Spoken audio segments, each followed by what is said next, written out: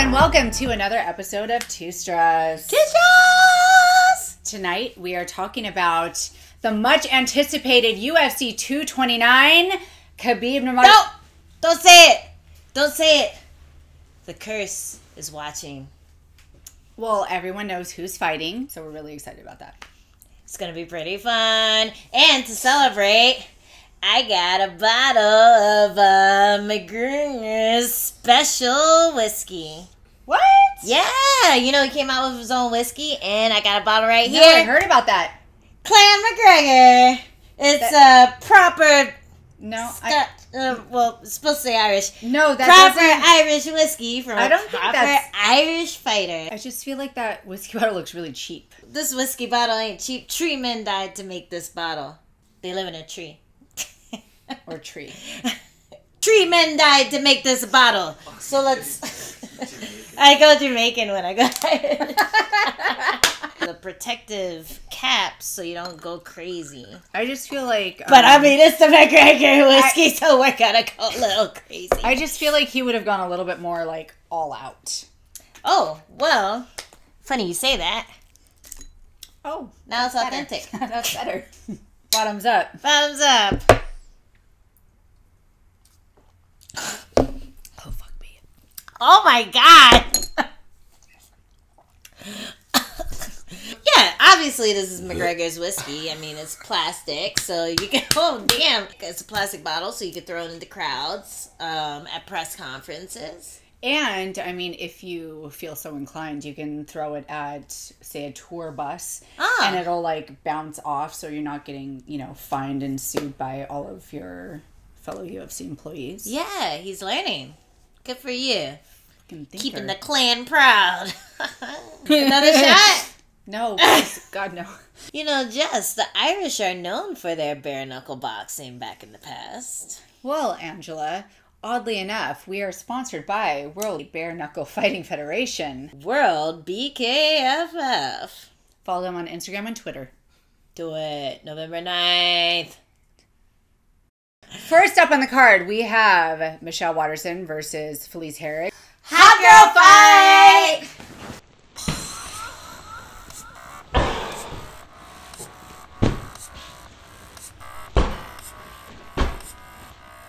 I think this fight has a very high chance of the strawweight 69 appearing. For those of you who don't know with the strawweight 69, it first appeared back in Tough 20 in the early 2014s.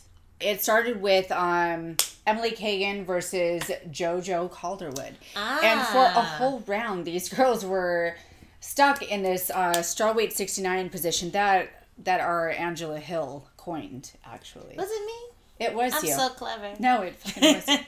You're very clever. So, these females were allowed to stay in this position for the whole fight, and ever since then, we've noticed that strawweights tend to put themselves in this position very often. I think the ref must have liked the action that he was seeing and didn't want to stand him up. I'm going to say strawweight 69 is at high 90s of occurrence. High 90s. High 90s. I'm talking Yes. 95% and above occurrence. Yes, I predict that we will see at least 8 minutes of strawweight 69 in this fight. Is that a bet that we're about to make? Wait, what's your guess? I mean, I'm saying we'll see it appear for maybe a round. So you think it's just going to be a flit? Just a flash in the pan? Yeah, just like a bam. Just like a bam, there it is. Wham, bam, thank you, ma'am. All right, I say it's going to go at least 3 minutes. 3 minutes of strawweight 69. Combined 3. Yeah? All right. See what happens. Let's talk about this fight. We have the Karate Hottie versus Little Bulldog. How do you see this fight going? Elise is a big girl. Not super big for the division, but she is strong. She's sturdy. And I think she's going to be able to bully Michelle a bit. I think Michelle has a little more finesse on the ground. She's a little more tricky with that kind of stuff. But after Felice's last fight where she bulldozed forward and it kind of worked against her favor, Carolina was able to use her momentum against her. I think Felice might be a little more cautious this time and just pick her shots and use her size to keep Michelle at bay. I kind of have to agree with you on this. I feel like Felice has become this very, confident, well-rounded version of herself. And I see her doing kind of a great game plan. I just feel like it's a really good time for Felice Herrig.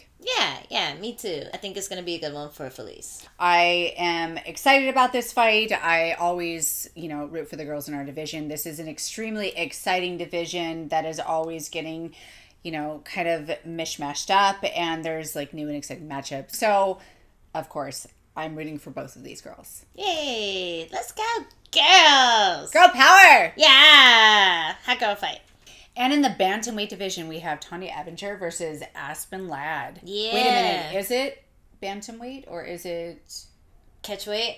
Catchweight? Bantam plus 1 dern, perhaps. It might be. Tanya Aventura is an extremely tough fighter. She's a veteran. She's fought at 135, 145. She is probably my favorite for this fight. Definitely. She knows what she's doing. As long as she has her mental game intact, I feel like she's going to win this fight.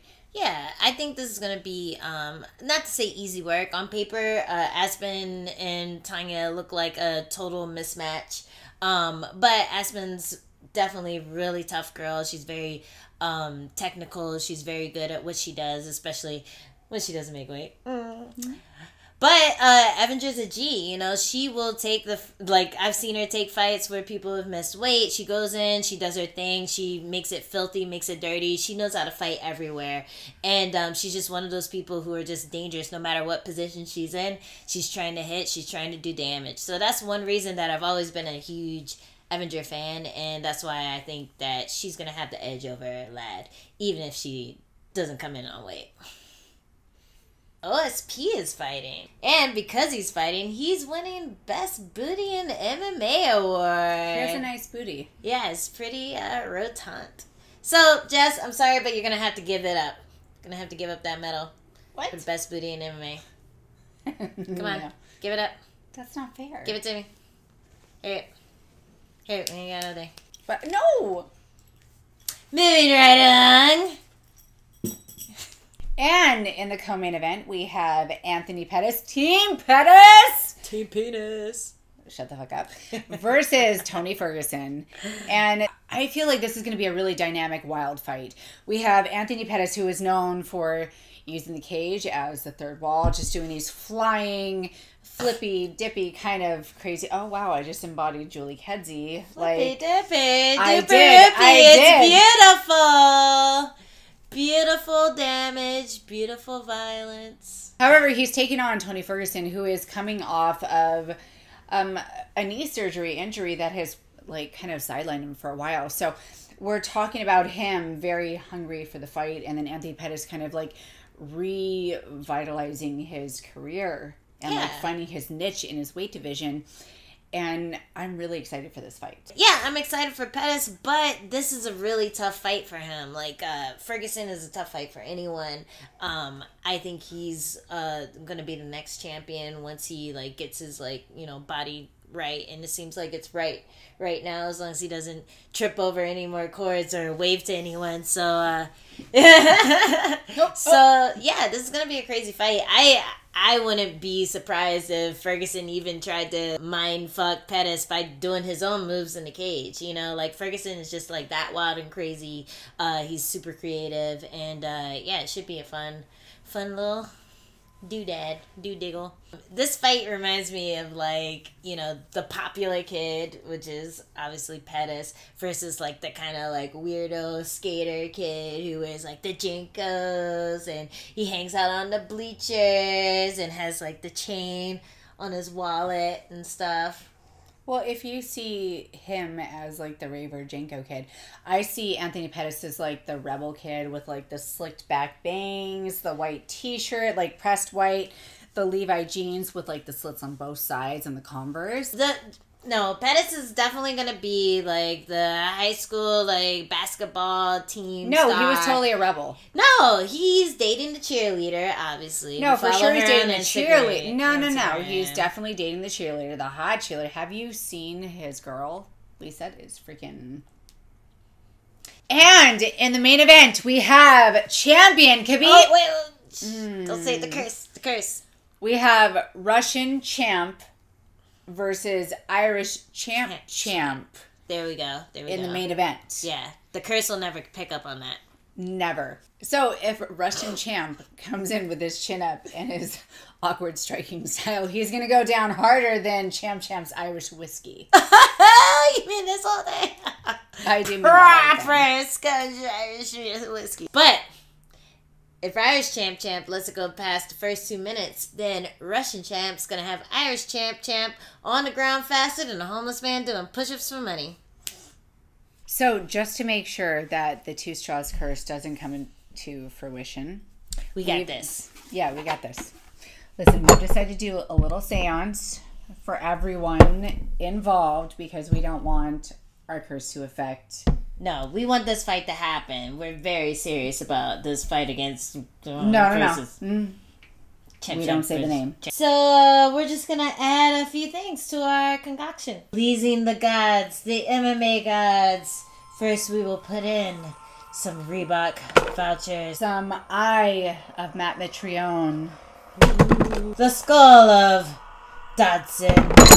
Some blood of John Jones. And last but not least, a pair of Reebok underwear. Oh, great gods of MMA. Let there be no tiramisu and steak and eggs served in Vegas. Let all cords be taped down and let no one wave hello to Ferguson. Please, let all loading areas be free of dollies. And please let AKA hold all their practices in the padded areas of the gym. Free all fighters from sinusitis and kidney failure this week. In the name of Chuck Liddell, Dana White, and the Gracies, we beg of you. That should have worked. I really like Conor McGregor. Do you? Yeah, well, at first I didn't like him because it seemed kind of disingenuous. Like, it seemed like he was playing a character. But now he kind of seems like he is that character. So it makes you think, at what point are you wearing the mask? Or is the mask wearing you? That's a good question. This has been another episode of Two Straws. Don't forget to catch UFC 229 on October 6th. Yeah, it's going to be a fun one. Make sure that you get your proper Irish whiskey from your proper Irish champ. Okay. Shut up. I don't want to have a proper hangover. If you want to put hair on your big Irish balls, you'll drink to that.